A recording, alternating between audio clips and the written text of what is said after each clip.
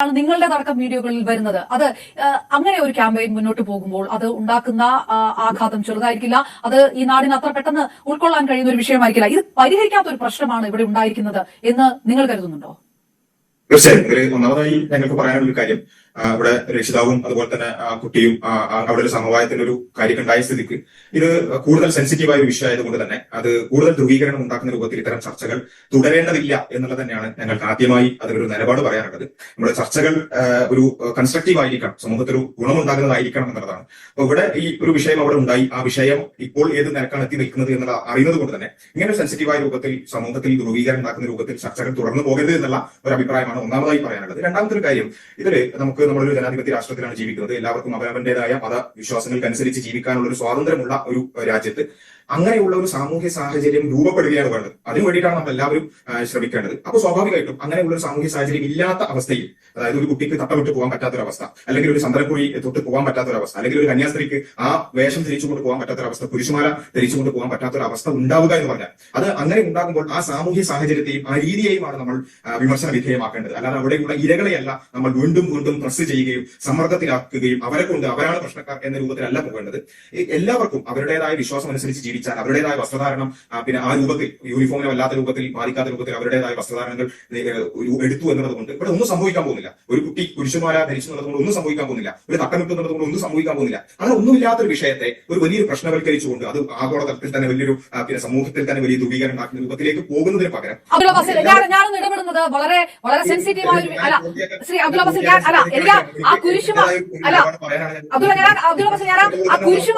കുരിശുമാല ചന്ദനക്കുറി എന്ന് നിങ്ങൾ പറഞ്ഞത് കൊണ്ടാണ് ഞാൻ പറയുന്നത്. കാരണം വളരെ സെൻസിറ്റീവ് ആയിട്ടുള്ള ഒരു വിഷയമാണെന്ന് പറയുകയും ഇതൊക്കെ അനുവദിക്കാമെങ്കിൽ അതും അനുവദിച്ചുകൂടെ എന്നുള്ളൊരു ധ്വനി അതിനകത്തുണ്ട്. അങ്ങനെ ഒരു ധ്വനി അതിനകത്തുണ്ട്. ഇടപെടരുതെന്ന് പറയുന്നത് അങ്ങനെയല്ല പറഞ്ഞത്. ഞാൻ പറഞ്ഞത് അതൊക്കെ അനുവദിക്കാമെങ്കിൽ ഇതും അനുവദിച്ചുകൂടെ എന്നല്ല പറഞ്ഞത്. എല്ലാം അനുവദിക്കപ്പെടുന്ന ഒരു സാമൂഹ്യ സാഹചര്യമാണ് ഉണ്ടാവേണ്ടത് എന്നാണ് പറഞ്ഞത്. അല്ലാതെ അങ്ങനെ ഒരു സമീകരണമല്ല. അതുകൊണ്ടാണ് ഞാൻ പറയുന്നത്, എനിക്ക് പറയാനുള്ളത് ഈ ചർച്ച തന്നെ ഒരു നെഗറ്റീവായ ഒരു ടോണിലേക്കാണ് പോകുന്നത്. അതല്ല വേണ്ടത്. മറിച്ച് അവിടെ ഒരു പ്രശ്നം ഉണ്ടായി, അത് കൂടുതൽ പ്രശ്നം ഇല്ലാത്ത രൂപത്തിൽ, എന്നാൽ അതേസമയത്ത് ഭാവിയിലെങ്കിലും എല്ലാവർക്കും സ്വസ്ഥമായി ഒരാളുടെ വിശ്വാസം അനുസരിച്ച് ജീവിക്കാൻ പറ്റുമ്പോഴാണ് അയാൾ ഒരു നല്ല മാനസികാവസ്ഥയിൽ ജീവിക്കാൻ പറ്റും. ഒരു കുട്ടിയെ സംബന്ധിച്ചിടത്തോളം ആലോചിച്ച് നോക്കുക. ആ കുട്ടിയുടെ ഒരു വിശ്വാസ വിഭാഗത്തുണ്ട്. അതൊക്കെ മാറ്റി വെച്ചുകൊണ്ട് മാത്രമേ സ്കൂളിലേക്ക് വരാൻ പറ്റുള്ളൂ എന്ന് പറയുമ്പോൾ ആ കുട്ടിയുടെ മാനസികാരോഗ്യത്തെയാണ് ബാധിക്കുക.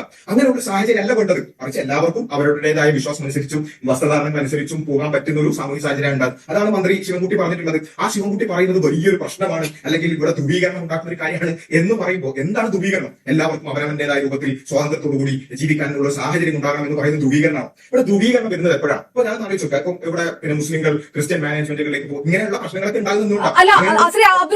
എനിക്കതിൽ ഒരു വിഷയമുണ്ട് പറയാൻ. കാരണം സൂംബ മതേതരത്വമാണ്, അത് മതാചാരത്തിന് എതിരാണ്. ഇത് മതാചാരത്തിന് അനുകൂലമാണ്. മന്ത്രി പറയുന്നത് സർക്കാർ മതേതരത്വത്തെ കുറിച്ച് പറയുമ്പോൾ അത് മതാചാരത്തിന് എതിരും, അതല്ലാതെ പറയുമ്പോൾ അത് കൈയടിക്കേണ്ട വിഷയമായി മാറുന്നത് എങ്ങനെയാണ്? ചില സ്ഥാപനങ്ങളിൽ ഇപ്പോൾ നിങ്ങൾക്ക് മിലിറ്ററിയിൽ ജോയിൻ ചെയ്യുന്നവർക്ക് മതാചാരമാണോ അതോ ആ യൂണിഫോം ആണോ പാലിക്കേണ്ടത് എന്നുള്ളൊരു ചോദ്യമുണ്ടല്ലോ. ചില നമ്മൾ ഈ സൂംബയുടെ സമയത്ത് സംസാരിച്ചിട്ടുണ്ട്. ചില സമയങ്ങളിൽ മതാചാരമല്ല മതേതരത്വമാണ് ചില ഇൻസ്റ്റിറ്റ്യൂഷനിൽ വേണ്ടത് എന്നുള്ള ഒരു മിനിമം ഒരു വിഷയമുണ്ട്. അത് ഇന്ത്യയിൽ മാത്രമുള്ളതല്ല, അത് ഈ ലോകത്ത് മുഴുവനുള്ളതാണ്. അത് എല്ലാ സമയത്തും പാലിച്ചാൽ ഈ ചോദ്യം ഇങ്ങനെ ചോദിക്കേണ്ടതായി വരില്ലായിരുന്നു. സൂംബയുടെ വിഷയത്തിൽ സിസ്റ്റം ഉയർത്തിയ പ്രതിഷേധങ്ങൾ എടുത്ത് പറഞ്ഞുകൊണ്ടാണ് ഞാനത് പറയുന്നത്.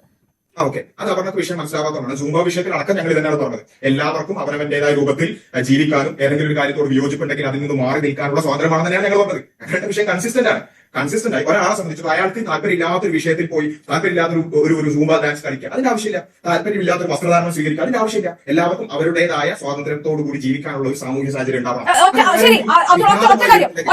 ഒറ്റ ചോദ്യം, ഇത് ഒരു കുട്ടിയുടെ അവകാശ പോരാട്ടമായിരുന്നു, അതാണ് നിങ്ങൾ അഡ്രസ് ചെയ്തെങ്കിൽ ഓക്കെ. ഈ കുട്ടിയുടെ രക്ഷിതാക്കൾക്കൊപ്പം സ്കൂളിൽ വന്നത് SDPIയുടെ ഭാരവാഹികളാണ്.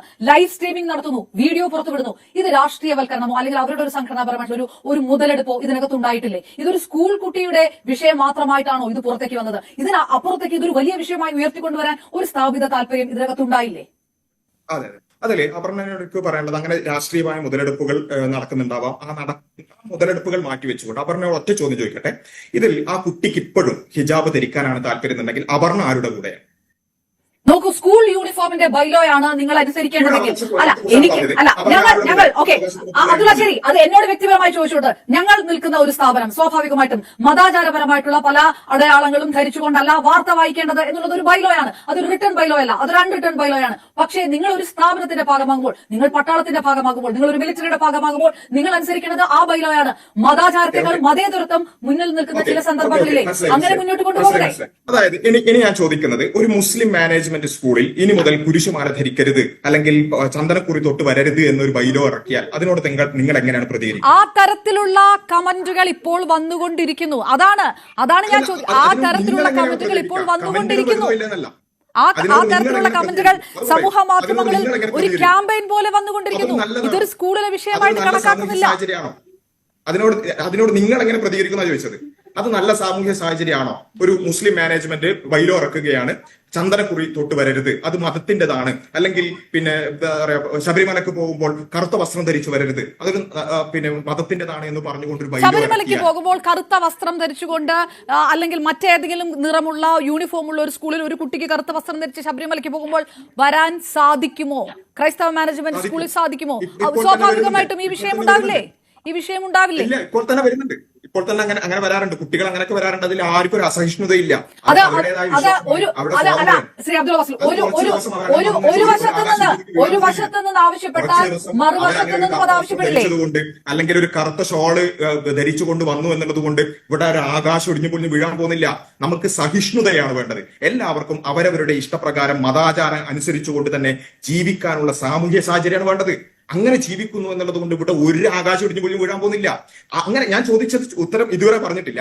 ഒരു മുസ്ലിം മാനേജ്മെന്റ് ഇനി ചന്ദനക്കുറി തൊട്ട് വരാൻ പാടില്ല, കുരിശുമാല ധരിച്ചു വരാൻ പാടില്ല എന്ന് ബൈലോ ഇറക്കിയാൽ അപർണ അതിനെ ഇപ്പൊ പറഞ്ഞ അതേ ന്യായം വെച്ചിട്ട് ന്യായീകരിക്കുമോ ഇല്ലേ? ശരി, ആരിഫ് ഹുസൈൻ, മറുപടി പറയാം. എന്റെ ചോദ്യം ഞാൻ നേരത്തെ പറഞ്ഞു, ഒരു ബൈലോ, ഒരു സ്ഥാപനത്തിന്റെ ബൈലോ എന്താണ്? ആ സ്ഥാപനത്തിന്റെ ബൈലോ അനുസരിക്കാൻ കഴിയുന്നവരാണ് ആ സ്ഥാപനത്തിന്റെ ഭാഗമാകേണ്ടത്. ആരെയും നിർബന്ധിച്ച് ഒരു സ്ഥാപനത്തിന്റെ ഭാഗമാക്കുന്നില്ലല്ലോ എന്നൊരു ചോദ്യമില്ലേ? അങ്ങനെ അല്ല, അത് നിങ്ങൾക്ക് അനുസരിക്കാൻ നിങ്ങൾക്ക് ബുദ്ധിമുട്ടുണ്ടെങ്കിൽ നിങ്ങൾക്ക് ആ സ്ഥാപനത്തിന്റെ ഭാഗമാകാതിരിക്കാമല്ലോ എന്നുള്ളൊരു ചോദ്യം സ്വാഭാവികമായിട്ടും. എന്റെ പൊന്ന് ബാസിൽ, ഇതൊക്കെ കുറെ കഴിഞ്ഞു. അതായത് ഞാൻ പഠിച്ച സ്കൂളിൽ ഈ പറയുന്ന സ്കൂളിൽ സ്കൂളായിരുന്നു. ആ സ്കൂളിൽ നമുക്കത് മാന്യമായി തന്നെ സംസാരിച്ചു. ആരിഫ് പറയട്ടെ.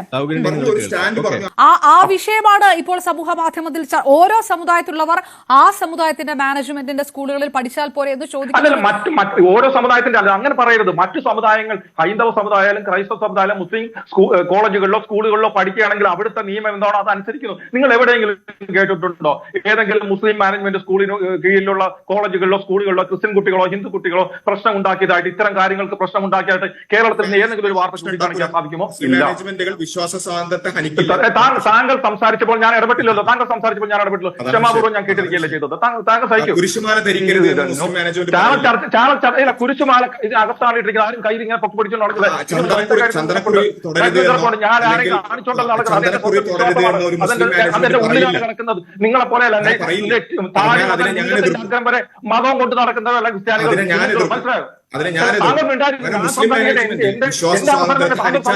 ഇറക്കി കയറിയില്ലല്ലോ. ഇല്ല, താടിയിലും മുടിയിലും ഭക്ഷണത്തിലും ലിംഗത്തിലും എല്ലായിടത്തും മതം കൊണ്ട് നടക്കുന്നവരാണ്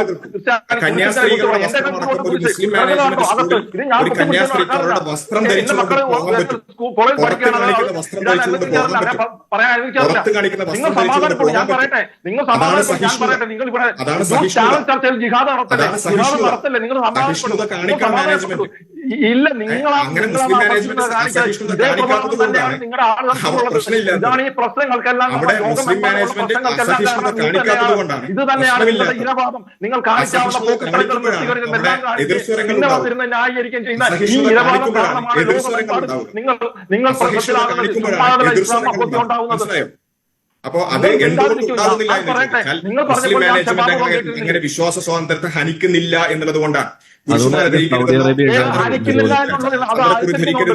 അല്ലെങ്കിൽ ഒരു കന്യാസ്ത്രീയായ ഒരു ധരിക്കരുത് എന്നോ, അവരുടെ ശിരോവസ്ത്രം ധരിക്കരുത് എന്നോ, അവരുടെ തലപ്പാവ് ധരിക്കരുത് എന്നോ